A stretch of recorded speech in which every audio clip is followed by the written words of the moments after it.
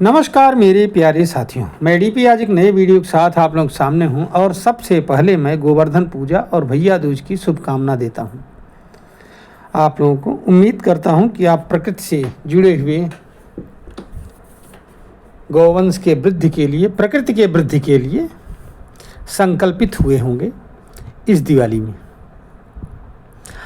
आइए जरा सा हम लोग विचार करते हैं कि कुछ दिनों पहले प्रेसिडेंट ट्रंप ने भारत की अर्थव्यवस्था को डूबती हुई अर्थव्यवस्था बताया था, स्लो अर्थव्यवस्था बताया था, धीमी होने वाली अर्थव्यवस्था बताया था और कहा था अब ज़्यादा समय नहीं लगेगा, भारतीय अर्थव्यवस्था डाउन हो जाएगी।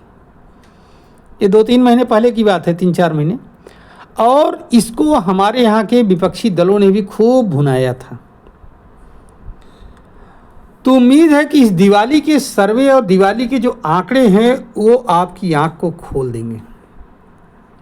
आज का मेरा वीडियो मैंने हिंदुस्तान टाइम्स से कुछ खबरें लिया है मेनली, उसके बाद में कुछ खबरें मैंने लिया है अमर उजाला से और अन्य सोशल मीडिया के माध्यमों से लिया है। आइए जरा सा देखते हैं ये समाचार माध्यम क्या कह रहे हैं। तो पहली बात तो ये है कि नवरात्र से दीपावली तक का विवरण अगर देखा जाए तो इस त्यौहार में देश भर में रिकॉर्ड खरीदारी हुई है और ये 6.05 लाख करोड़ रुपए का कारोबार हुआ है, जो पिछले साल से 42% अधिक है। ध्यान रखिएगा, पिछले साल ये कारोबार हुआ था 4.25 लाख करोड़ रुपीज़।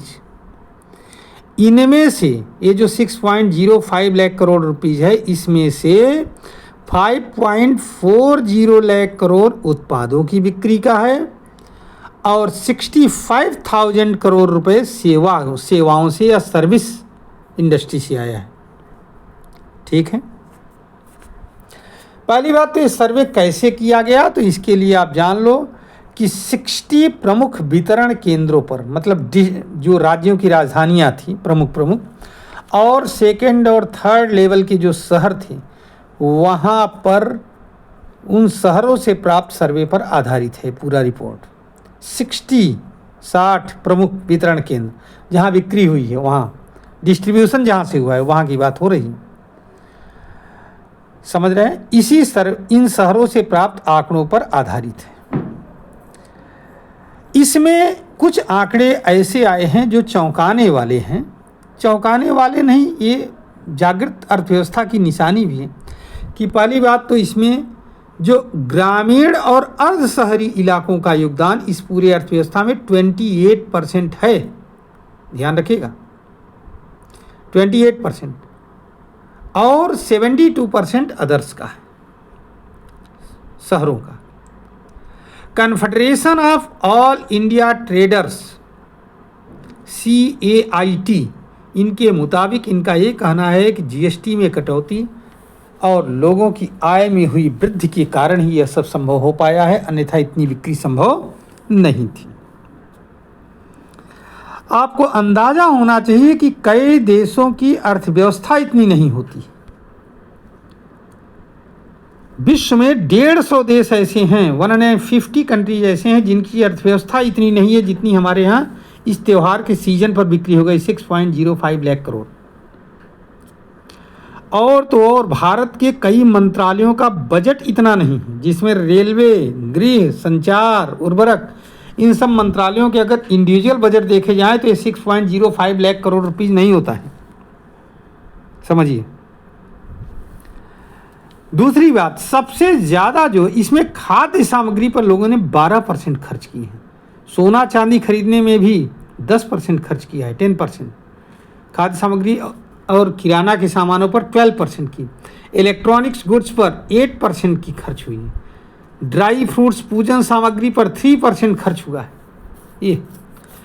और तो इसमें पटाखों की जो बिक्री है, वो शिवकाशी का जो आंकड़ा आया है, शिवकाशी जो कि पटाखा बनाने का सबसे बड़ा केंद्र है भारत में, 7,000 करोड़ रुपीस से ज़्यादा के पटाखे बिके हैं, जो पिछले साल की तुलना में 1,000 करोड़ रुपीस ज़्यादा है, समझ रहे हैं। और 87% लोगों ने, ये संतुष्टि का विषय है हमारे लिए कि 87% लोगों ने स्वदेशी ब्रांड्स को प्राथमिकता दिया है।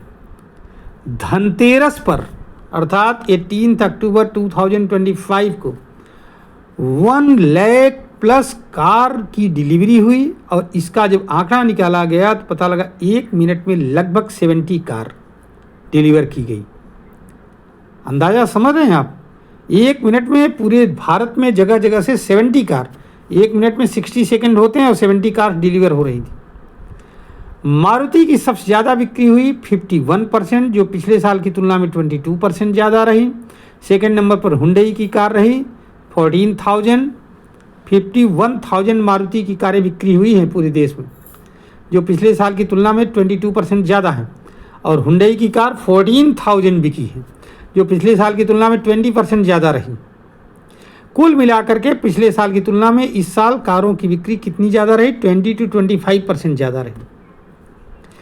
और तो और दिवाली के दिन 74 करोड़ बार यूपीआई ट्रांजैक्शन किया गया, अर्थात हर मिनट 5,13,888 बार यूपीआई से पेमेंट किया गया।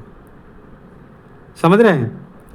धनतेरस से दिवाली तक 3-4 दिनों का गैप पड़ता है ना, 3 दिनों का, उस बीच में 215 करोड़ प्लस इतनी बार यूपीआई का यूज हुआ है। और ये जानते हैं भारत की आबादी से भी जो है 1.5 गुना ज़्यादा यूपीआई पेमेंट हुआ। अब एक और चीज़ है इसमें, आप समझिए ज़रा सा इस बात को। निफ्टी, ये जो सेंसेक्स है, बीएसई और निफ्टी का सेंसेक्स, ये भी जो है ऊपर उठा है। बीएसई का भी सेंसेक्स ऊपर उठा है, सूचकांक ऊपर गया है, अर्थात कितना 84,426, पिछले दिनों की तुलना में 62.9 पॉइंट ऊपर गया है। और निफ्टी जो है वो 25,868 पर बंद हुआ, अर्थात ये पिछले दिनों की तुलना में अपने पहले से कितना 25.4 पॉइंट ऊपर गया है। लगातार 8वां साल है जबकि सेंसेक्स और निफ्टी दोनों ही जो है, दोनों की सूचकांक ऊपर बढ़े हैं। ये है हिसाब किताब। इस खबर के साथ एक रोचक खबर और आई है, जिसको जानना आप लोगों को साथियों बहुत ज़रूरी है। चलो आज मैं उस खबर की चर्चा नहीं करूंगा, उस खबर का चर्चा करूंगा कल।